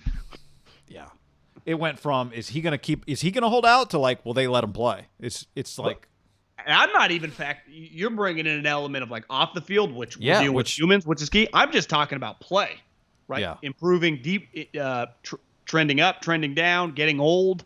That's the one thing. Like in most businesses, if you're just good at it, like you're going to get better in time. In sports, you're like, when can we short this guy? Because I hate to say it, that's kind of the general manager's job, is just to know when we got to pivot, no matter how. Whether it's Montana, Rodgers, or like our backup guard, like, can we upgrade? You're always trying to do that. It's not, I know these guys get shit on social media like it's an easy job. It is difficult because you're around them a lot. You're trying to be objective, but you're also subjective because you're like living in it. Like, I don't think Gutekunst was in an easy spot. Now, them leaking that they would have taken the 2 wide receivers, like, bro, just trade up and get one if you really want. Or don't even tell me about it. I don't care. Well, they're doing it on purpose, don't you think? To let him know it doesn't accomplish anything to me. I know. You didn't do They're trying to say, which I think we knew at the time, they didn't go into that first round going, how do we get Jordan Love? But as we've heard, they probably had 18 first-round grades on guys. They couldn't trade back. They're like, well, we like this guy. I mean, yeah, why not? Value, boom. Well, I will say this for Jordan Love, where I don't believe Mac Jones fell. I think still he was overdrafted, or at minimum went where he was supposed to go. I do think Jordan Love was like a top 25 physical talent. Like guys like him go in the top 20. Yeah. And they did so. This guy just plummeted to us. Once upon a time, it happened, I don't know, with this guy causing all this drama. So we just. It really is pretty crazy. It is. It's kind of history repeating itself, because he was always adamant. He was always kind of outspoken. I wasn't going to do that. I'm not going to act like that. But that's where it's like, is it truly about Jordan Love, or is there more to it? I think there's more. Yeah. I think it's all the stuff. I think it's wanting to be somewhere else. I think it's a history of not liking. I don't know. I would say coming out with a report, if he's behind it, that he wants the general manager fired, is very Favre-ian. What Favre would have done back then. Did Favre do that? No, I think his was more. I mean, saying want the GM fired when it's been a pretty solid organization is pretty crazy. Who's been good at his job? That's pretty crazy. Yeah. The only thing he hasn't done well, apparently, is mend whatever issues there are with Aaron, or have a good relationship with Aaron. But this is where I do think we can speak on a much, much lower level. Sometimes Aaron may be like, I don't want to mend it. And that's just his truth. He hates him. Yeah. I don't want to mend the situation. Well, I have no how did it desire. Get here? That goes back to, so is it just about, because if it's just about Jordan and you want to mend it, okay. That's why I think I agree with you. That's why I know that I agree with you. I think it's about more than just Jordan Love. Maybe Jordan Love tipped the scales, but I think it's about whatever happened for years with McCarthy.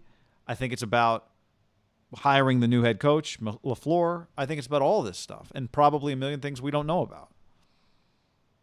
I just wonder, if you're a human being and you're a high-level guy and you're anti a decision at the time, right, LaFleur, but then it goes well and you like him, to me, you are pretty petty if you hold on to that. Like, just move on, you know? Yes. Put your ego to the side and move on. One will be interesting to watch is the Cardinals.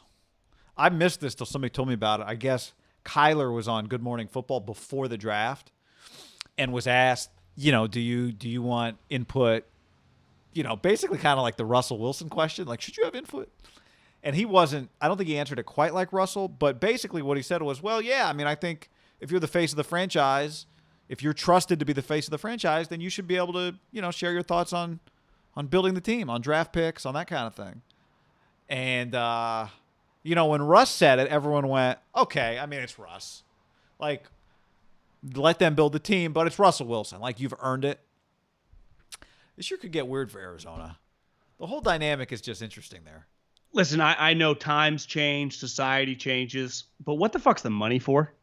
Like, isn't a huge part of the whole thing is like, we pay you. I heard Robert Saleh like talking about Zach Wilson. And he's like, we all know it's the most important quarterback, but he's like, that's why they get paid so much.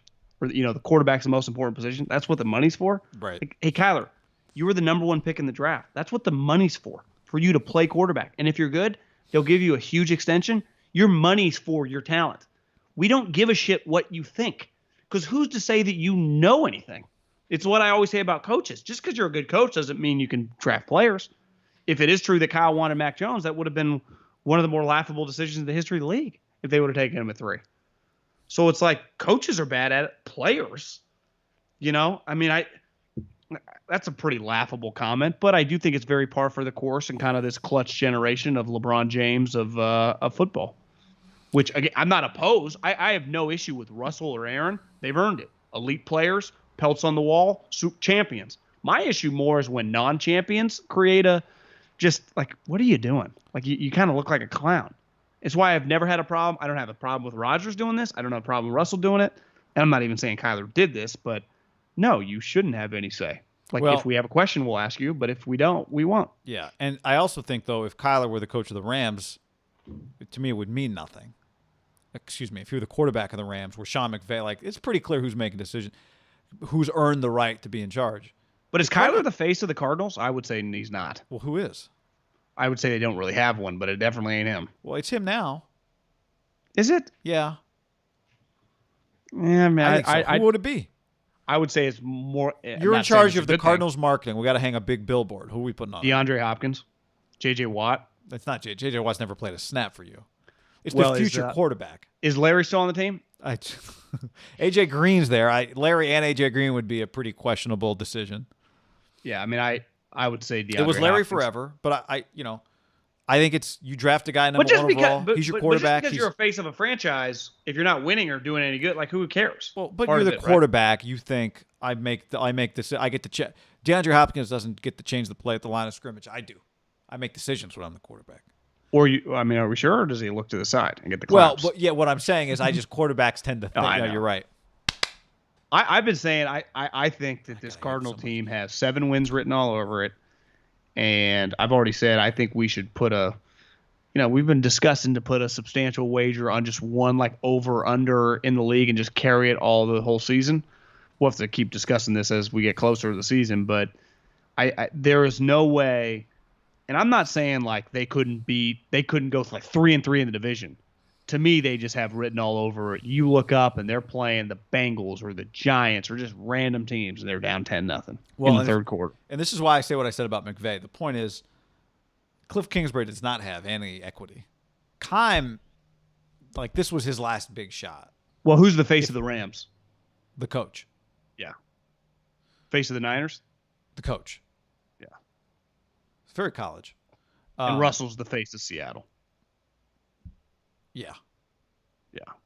So, now if Trey Lance turns into Josh Allen, but, I do think that's where Kansas City is unique in that Mahomes is just the face of the league, but he doesn't like Andy Reid gets all of his credit too, right? Yeah. But this has the potential to get a little loose and get a little weird. Cliff's never won. Keim's never really won. Is there going to be a little bit of a void if they lose? Okay, they're winning 6 games or they're 7-10. Keim had success with Arians. Problem is, this is his third coach. He's third coach in 3 years. Yeah. Second coach in 3 years, excuse me. Third coach in 4 years. He did have a stretch where he had 3 coaches in 3 years. Arians retires or whatever. Then he hires Wilkes, fails, and then gets Kingsbury. If they're a 7-win team, there's just going to be I'm saying there's going to be a void of leadership. So when we start talking about someone's job's on the line, we know who's it's not going to be on the line initially. It won't be Kyler's. Kyler will be the last of those three. But I got one for you. If they go 7-10 this year and everyone's blown out, I would say that Kyler would not be a lock to get that fifth-year option picked up going into the process of bringing in a new administration, coach, GM. Would you agree there? Because if you go 7-10, like I bet Kyler leaves it depends a how little he bit looks. desire. Yeah. I mean, Kyler, big reason they ended up 8-8 this year and the Niners kicked their ass. Like, he sucked down the stretch. Like, we don't know. And I'm a Kyler talent. I think his talent is immense for a little guy. But it just, you saw last year, like the rigors of the NFL getting tossed on the ground. Like, is it something that he's just going to have a 10-year career that size? If you had to bet, does Kyler, over under Kyler ever making a run at professional baseball? Yes or no? I guess that wouldn't be an over under. But you're saying like he plays 5 years in the league, tries baseball. That'd be a hot take for me. I bet he makes a run at professional baseball. Yeah, I mean, he'd have to be. I guess he could try it whenever, right? You can be retired from the NFL at 33. And you don't even need to be good at baseball. I mean, look at Tim. Yeah, Tebow was better than he gets credit for. Kyler's such an elite athlete that even at 27 or 28, baseball teams would give him a tryout, right? Yeah, the thing was he's never really known as a hitter, so he couldn't be coming to baseball like physically beat up from football, a lot slower, a lot less athletic. Yeah, I mean, he'd have to be That'd fast. be the challenge. But Tim couldn't hit. He'd get a shot. Tim couldn't hit. I mean, relative, but Tim didn't hit 180. Like, what did Tim end up hitting? Like 230? Yeah, a little pop. Some YouTube comments, John? Let's get some YouTube comments here. Jack says Trey Lance should sit and earn it. Well, he's going to earn it. Kyle Shanahan has said that, right? Yeah. So agreed there. Brendan says on the Niners quarterbacks, they said they were between two guys, and they liked the guy you were talking about. It was Lance 1, Fields 2, Jones 3. I don't think it was Jones. I don't think it was Fields 2. I think I think it was Jones 2. I don't think it was Fields 2. I heard it was Fields 2, but who knows? I don't feel good about that. Yeah, I heard otherwise, but again, I don't feel the point of this thing is a lot of people heard a lot of things for the last month, and only one of them turned out to be true. They drafted Trey Lance. Joseph, I need some reassurance that the Raiders draft wasn't the dumpster fire everyone is making out to be. Save me, Ham. We did get some. There was that one. Sorry, there was another one in that same category. Maybe I didn't save it here about Leatherwood. Yeah, I mean, look, you and I both said our initial draft reaction for people that say we're the haters was if you like this offensive lineman, you did well with Colton Miller, coach him up, and it can work. But yeah, I mean, it was universally panned as, again, we've got a track record here of them reaching too far for a player who no one else was about to draft. I saw that Jim Nagy tweeted that Leatherwood would not made it out of the first round. And Albright quoted the tweet and said Baltimore would have taken him. And remember, they had 2 picks, 27 and 31. So let's assume 27. My main issue with the Raiders is they can never pivot. They can never get to a spot and what I heard is they really wanted Collins, the linebacker that the Cardinals took. So they are sitting there waiting, a little bit like Jerry sitting there waiting for Patrick Surtain. Boom, he goes off the board. What did Jerry and the Cowboys do? Boom, they pivot. Not far. They just go from 10 to 12. They add a third rounder, and they get the guy that if push came to shove, they would have taken at 10. That's called doing business on draft day. The Raiders now, 3 years in a row. 3 years in a row.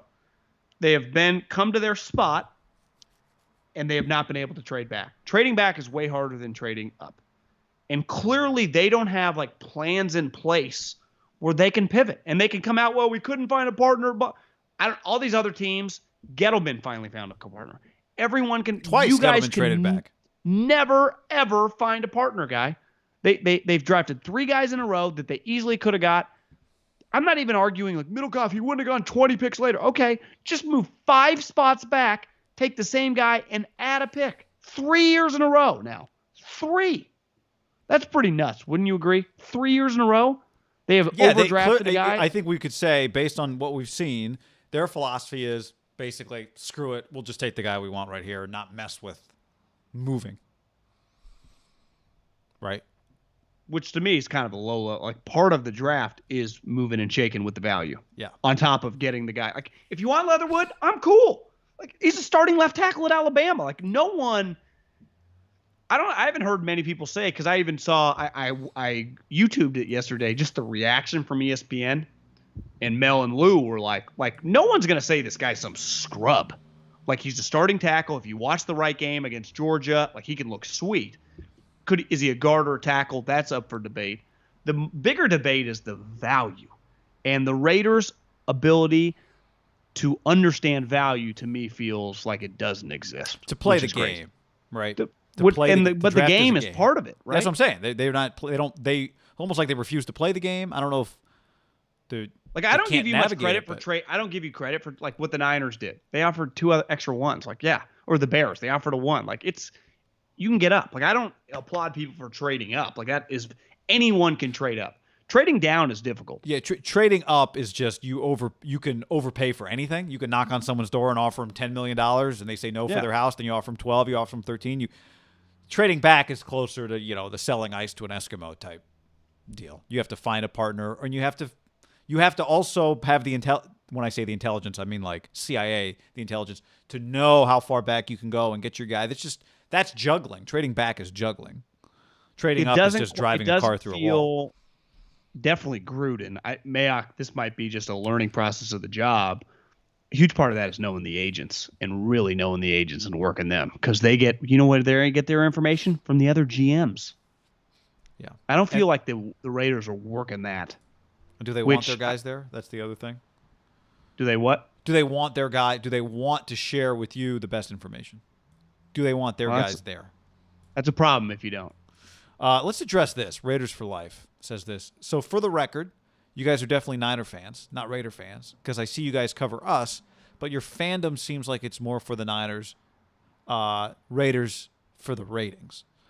Say that again. We talk about the Raiders for the ratings. I'm not sharing the screen with you, so you can't read it. It seems like your fandom is more for the Niners, Raiders for the ratings. No, I mean, Niners is for the ratings. Yeah. Look, it's all all for the ratings. If anything, you guys are like a passion project. You guys are not the ratings. Well, but it's all for the ratings. Let's be clear about this. Right? Like, we like it all, and a lot of people are new to us. A lot of you on YouTube or the podcast are new to us.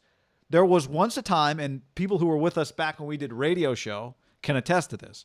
There was once a time when the way we talk about the Niners and the Raiders now was completely flipped. We talked about the Raiders the way we talk about the Niners now, and we talked about the Niners the way we talk about the Raiders now. You know what the difference was? The Raiders were really good. The Niners stunk. The Raiders were a playoff team, or ish. The Niners were not. The Niners were a mess, John. They were a complete mess. And we talked about them that way. So, I don't, again, a lot of the stuff we do, we get a lot of new people. I don't expect anyone to be like, I remember on the radio. No, that's not, you guys are right. That's how they did it. I got no problem every few months reestablishing how this whole thing works for us. Yeah. That's a long time ago, too, now, if you think about it. It's almost 5 years ago. Yep. Yeah. And our consumers are of us, young. Yeah. So we appreciate everybody. We talk about the Raiders a ton. We talk about the Niners a ton. We talk about other NFL stories. The things that are big right now, the Niners were, I think, undeniably the biggest story in the NFL for the last, from the second they made that trade till Thursday. They were the biggest story in the league, right? But I don't think, we talk a lot of Niners in general and have for the last several years. They are a cash cow franchise. If they were not, we would not talk about them like that. We would have to find a way to get people to listen, or that they have the most amount of people that consistently want to listen on radio, and definitely for us on podcast. We did the Raiders because we enjoyed it. We knew Derek. They were a terrible radio product. No one listened. We actually found a way, probably, most publications like The Athletic or whatever lose money on the Raiders. Because our expenses are low. We make money if we talk about the Raiders. But we do it out of passion, not because we're going to do some crazy numbers like we do with the Niners. Now, maybe if you guys have some good years, you become more relevant. Well, we'll see. But I mean, I grew up a 49er fan. I became pretty indifferent the last decade because you get into this business and you were in it longer than me. You become kind of numb to it. You just really want to do, like any person in any walk of life, selfishly what's best for you. Like you'll never see me wearing like a Niner jersey. I don't care that much, but I know a lot of guys in the franchise too. I know guys with the Raiders. Like if you told me Raiders, Niners, Super Bowl, sign me up. Like, I don't care. Well, it's funny, right? Like, we love all this stuff. We're not doing this because we love it, but we also I don't love it as much as I once did. Full disclosure. I mean, like when I was like 15, being a fan of football. Yeah. I still love football. Yeah, but the whole dynamic of the whole thing is what we enjoy. Like we enjoy this, but we do this. This is all a business, right? That we're trying to win at. And the things that are relevant are the things that the most people care about. Like, here's Dylan. These guys are acting like the Niners have been in the playoffs every year for the last 10 years, LMAO. Go look at Kyle Shanahan's record compared to Gruden's. The Niners, I'll say it again, were the biggest story in the NFL for the last month. The Niners are relevant. If John Gruden's history, if his Raiders team starts playing like his Bucs team, they'll be a bigger story. They're a big story now. We talk about them. But yeah, I mean, this is going to offend some of the Raider fans, but a simple reality is the Niners have dramatically more fans than you. And a huge reason for that is they have just been better over a longer period of time. But if we just look in recent memory, because you can do the Gruden Kyle, like I say all the time, like Kyle's only made the playoffs once in the 4 years he's been here. But that 1 year, he won the NFC and went to the Super Bowl. And then previously to that, they had this guy named Jim Harbaugh. They went to 3 NFC championships, and they went to a Super Bowl. The Raiders for 20 years, that's 2 decades, that's multiple generations of people, have made the playoffs one time. And they ended up starting McGloin. I mean, it was shitty luck. Like Derek got hurt, but it was a joke. It was an embarrassment the way it all played out. Like there just aren't we get this in the Bay Area. If you're watching this from out, there is a huge line of delineation between the teams. There are 3 powerhouse teams, and really the Warriors have thrown their hat in the ring the last 5 or 6 years. They were niche before. They were like the other 2 Oakland teams. I'm watching the A's game last night, like the Giants, who I despise because I hate Gabe Kapler. I refuse to root for them as long as Gabe Kapler's their manager, but they're playing pretty good this year. They're a powerhouse brand in this area. The A's are not. The Niners and Raiders, like there was always this. I don't even know how this comes back up, but God, we're on this topic again. It feels very like 95-7 arguing. There's one was like the redheaded stepchild, and you feel it in their fans. That's why it's kind of waste of time arguing, because most Niner fans aren't arguing with this. But I don't even think it's arguing. Like there's a huge chip on your shoulder when you feel like your team, but it's your team's fault. But John, here's what I know: like shitty at business. I do think when you're an NFL team, your floor is very high, right? So like if the Raiders were the 2 seed in the AFC this year, if like that's the level of play they had, we would talk about them a lot. I know that. If they suddenly, and now look, Derek Carr is not their problem, so don't even, but if Aaron Rodgers became their quarterback tomorrow, they'd be the biggest story in the NFL. And we would be talking about the biggest story in the NFL, right? Like that's the one thing I would say that's different about the NFL than like picking another team is like when you're the Raiders, when you're a football team, your floor is just really high. And the recipe's pretty simple. I think one issue that the franchise has had and where they've really lost ground is they had a pretty embarrassing 2-decade stretch. And it's hard to overcome. They did have a lot of momentum. It's hard to overcome the moment Gruden left 2003. Even to this day, most people, and we don't, I've been there, I always appreciated it, but the way your team is viewed is kind of laughed at. And I think Gruden is, at first it looked like it legitimized it, and then within a year it like added to it. And that's part of the problem is you're just kind of viewed as like the team that always fucks it up. And history is not on your side in recent memory. You can be like, well, what about the championships in the 80s? Like, yeah, I was born in 84. Like, I mean, A's fans do it all. When we were on top playing the Dodgers, 87, 88, 89. No one gives a fuck. It's 2021. and society's never looked more forward. And the problem is every year you guys just don't ever get it done. Ever. That's you and I, like, put them on Monday Night Football, we'll talk about them. There aren't many, people with young audiences that are actually like we are. I enjoy talking about them. And not we watch them. We watch every game. We've watched every game they've played forever. I do think, by and large, good teams do better business. Here's a novel concept, John. In a few markets, being terrible can also be good business. Like, I think in Philly or New York. But by and large, good Boston. teams. And I would say this. Yeah, Boston. But, Barstool, was it good for Barstool or bad for Barstool that the Patriots, the Red Sox, and the Celtics were all having, especially the Patriots. It's mostly about the Patriots, right? Yeah. I mean, Guy, I hate to say this, but it's just a simple reality is the teams in Oakland have had to overcome something in this area that's unovercomable.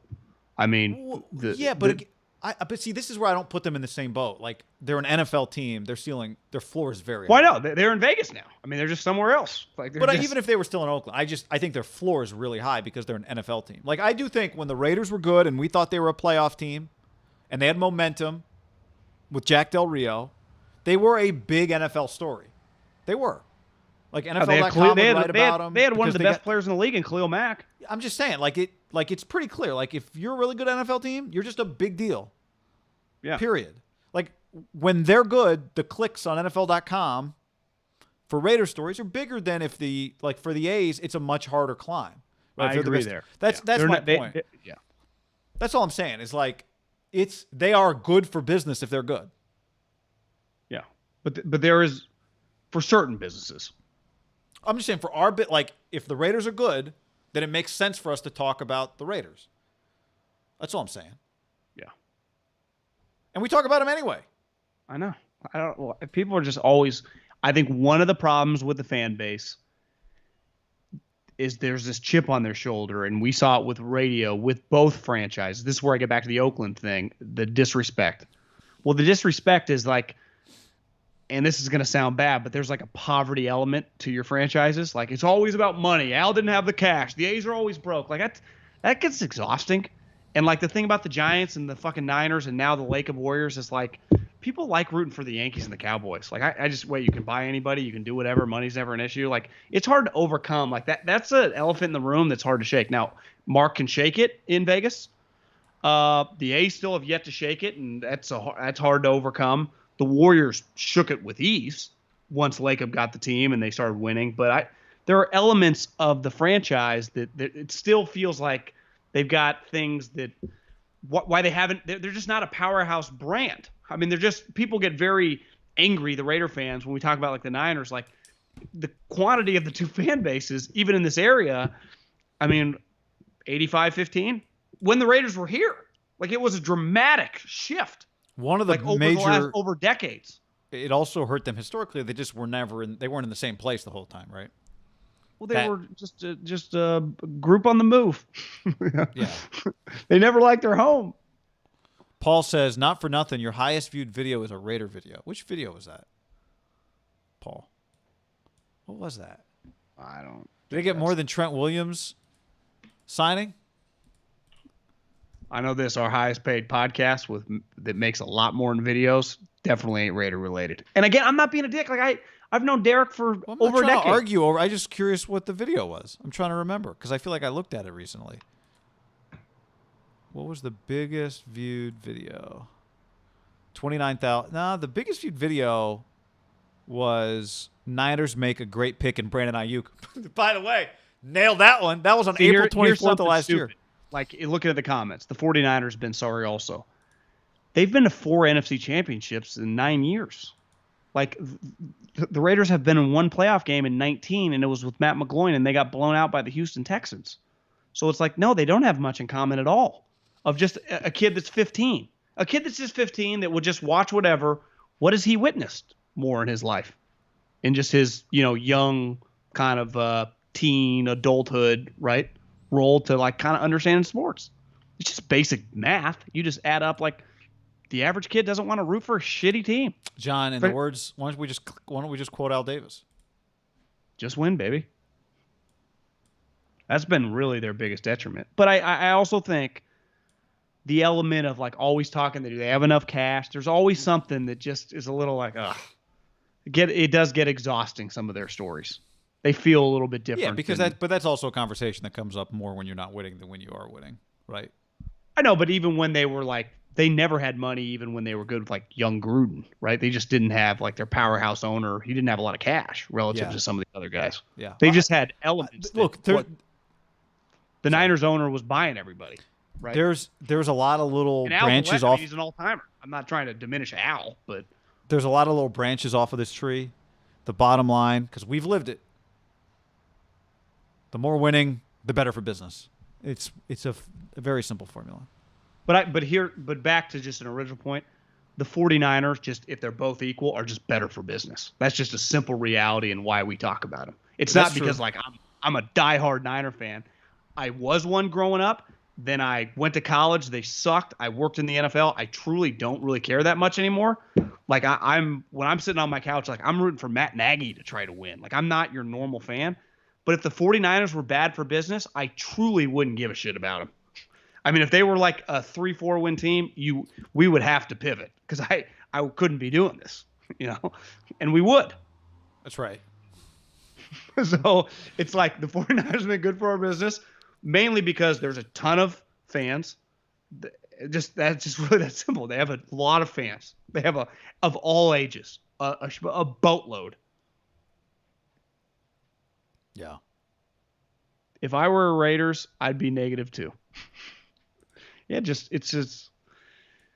it can be. I always think we don't get enough credit for being a younger, progressive, innovative kind of media deal that actually talks about them. That's what not. I think?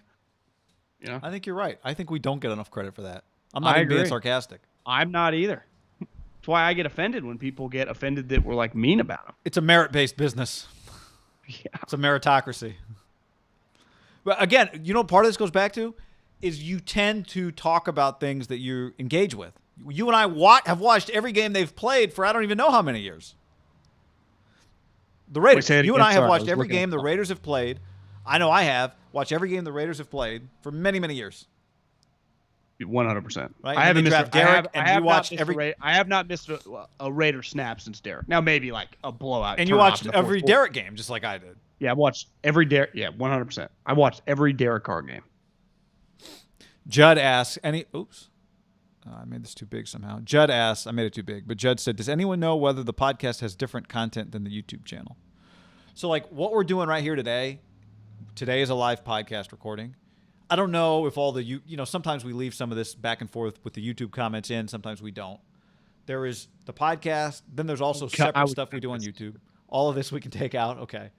We'll take all of this stuff out for the podcast. You won't hear all the YouTube comment stuff for today. But yes, there are live streams that we do only on YouTube that are not on the podcast. And again, I think because we're growing, we get a lot of these questions. People are new. So our number one thing is always welcome. We're glad you're here. If you ever have questions, ask them. We'll tell you about why we do what we do. There's no secret here. This is not – we're pretty open. There's the two of us. This is the team. You're looking at us. You're looking at the owners. You're looking at the team. We're here for our press conferences. You can ask us questions. But, yeah, so there's different stuff on the YouTube than on the podcast. Does that answer that? Yeah. I don't even, you guys are great. Forget the haters. You and I don't get caught up in quote-unquote haters. Whatever. We'll talk some shit. We'll explain ourselves. It's a pretty basic formula we operate by here. So, yeah. Right? I think just Raider fans just wish we'd talk about it more because we're so good. You might be right. Yeah. Again, I know this. When the Raiders play, I'm going to watch them this year, so I'll naturally talk about them. I'm kidding. To me, Derek is fascinating. Gruden is the whole thing's fascinating. Like Gruden is in year 4 of a 10-year contract. Going into year 4, yeah. Going into year 4 of a 10-year contract, John. Yeah. 10-year contract. I do think. Well, having Gruden still makes if they just had a run-of-the-mill Dennis Allen, I would phase off. But John this helps. is where I give Mark credit. John's a needle mover that gives us makes us still focus on him. Yeah. They are one Dennis Allen, Jim Tom Sula post Gruden away from being a disaster again. Like, at least John hasn't made the playoffs, but he does keep them. He's like, when you talk face of the franchise, like, the only thing you think when you say the Oakland Raiders out or the Vegas Raiders is John Gruden right now, right? He's the clear face of that franchise. I mean, Derek, there's a lot of conversation about Derek, but Gruden's number one. Yeah. God damn, how do I make these things? I made them so big and now I can't make them small. One last one here. I don't want to finish on that note. Rueri asks, "Hey guys, love the show. What do you think of the LA Chargers? Are they in the same boat as the Niners and Raiders? Would love to hear more Chargers." You know what's speaking of good, Justin Herbert's good for business. Yeah, I mean the Chargers. To me, I look at the Chargers like I once looked at the Colts. Like when we talk about the Colts, we say, "Oh, the Colts just a stable franchise." It's like, yeah, Peyton made them a stable franchise. I don't think Irsay is viewed as one of the movers and shakers of NFL ownership, right? I think he's a pretty good owner though. He pays a lot. He lets you. If you're a GM, he lets you do whatever you want. I think Irsay is infinitely better than Spanos. Yes, but part of this is Peyton set this whole thing up. Now maybe, but they won for a while with like Rivers and Breeze. They didn't maximize it. They didn't win at the level of Peyton, but they were a pretty good franchise. Yeah, they didn't. No, they didn't maximize it. No, I don't think that. I'm not saying they're the Colts. I'm just saying if this is their Peyton Manning, then yeah, they can be significant. But it's just uphill in LA. The Rams are special too. It's just hard in the local market. I think this about the Rams and the Chargers. They're huge NFL teams. I think they're bigger nationally than they are locally. Like, I think the Chargers are bigger nationally than they are locally, which is fine. If you're an NFL team, you can survive being big nationally. But I think they're great from an NFL standpoint. I think they're a cool franchise. Herbert's making them cool. They got some good players. Their coach, I don't know. I do think they were a pretty big deal in San Diego. That they kind of screwed that up. Yeah. I mean, I was thinking, like, could you say Dean Spanos is a worse owner than Mark Davis? He has way more wins under his belt over the last 20 years. I guess Mark's only owned the team for 11. But I'll give Mark credit. Mark got a stadium. Dean's renting for Mark is kind of like, he takes big swings. I feel Dean is just a pussy. Mark got a stadium at the end of the day. We didn't think he could do it. He did it. And he went to Vegas and he did it. Dean's renting. I give Mark respect for thinking big. Dean does not. Yeah. Mark wasn't afraid to take swings. Dean was like, yeah, we'll just do whatever. Remember Dean got really offended when Kroenke, it's like, Mark or Dean, who cares that you've been in the league 35 years? Like, no one, this is big business. Yeah. He was very offended. Like, people ask, like, do the Chargers have any fans? Yeah. I mean, I know, Charger fans are easy to find. I know way more Charger fans than Rams fans. I think there are way more Charger fans than Rams fans under 50. Because San Diego had a team. If you were from that area, you were a Charger fan. If you're LA, they had a team our entire life. They were there, didn't they? They were there. Yeah, that's what I mean. Like, they had a fan. Like, I bet in St. Louis, you got some people who are. It's easy to find at least former Rams fans. One of the first games I ever remember watching was a Super Bowl against the Niners. Chargers in the Super Bowl. Junior Seau. F1 talk. Means. Apparently, we're known for F1 talk to some people, John. My F1 knowledge is pretty limited. There was a I'm pissed. I was watching TV the other day. I saw there was a race. I missed it. Maybe over the weekend. Max Verstappen finished second, John. I need to know ahead of time. Did Lewis win? Yeah, Lewis won. I need to know. It's crazy. I need to know ahead of time. Tiger only won 25% of the time. Doesn't it feel Lewis wins like a 90% clip? When they show him not win, it's when it's surprising. I wish if somebody out there could just let me know, send me a Instagram DM or something next time there's an F1 race coming up that I can watch. What I'd be fascinated to know, I guess the difference between like Lewis and Tiger is Tiger, you have to win the tournament. If Lewis gets every pole, he is starting first. Like if you gave Tiger a lead in a tournament over a 20-year span, he would have won quadruple the amount of tournaments, right? Yeah, he just started at the lead. The other Lewis thing just starts at the lead. Seems like Lewis's team is the richest team too. Like Tiger was just Tiger, right? Is Lewis's team, is Mercedes the richest team? Well, doesn't Ferrari have a lot of money? Yeah. I just feel like in racing, I don't that locked into NASCAR, but clearly no one polls every week in NASCAR. I would imagine if we broke down Lewis's polls, wouldn't you say a large majority of Lewis is starting in the front spot? Yeah, seems like it. I mean, Well, has he ever started third or fourth? Doesn't feel like he's ever started sixth. No. Now, I give Lewis credit for being able to, hold a lead, but he just has the fastest car. He might be the best driver. Brian Edwards, 1,000-yard this year. Calling it now, LOL. Spencer. I liked him. We both liked Brian Edwards. Wasn't healthy. They gotta prove they can develop receivers. Young receivers. Worked with Waller. The Raiders. Good, baby. All right, John. Anything else? That's Good stream, everybody. Hey, subscribe to the podcast. Please like this video. That helps us out if you just hit that like button. Boom, boom, boom. Even if you're mad at us right now, like it anyway. The content is here. Subscribe to this channel. We're growing, so thank you. Share it. Tell other people about it.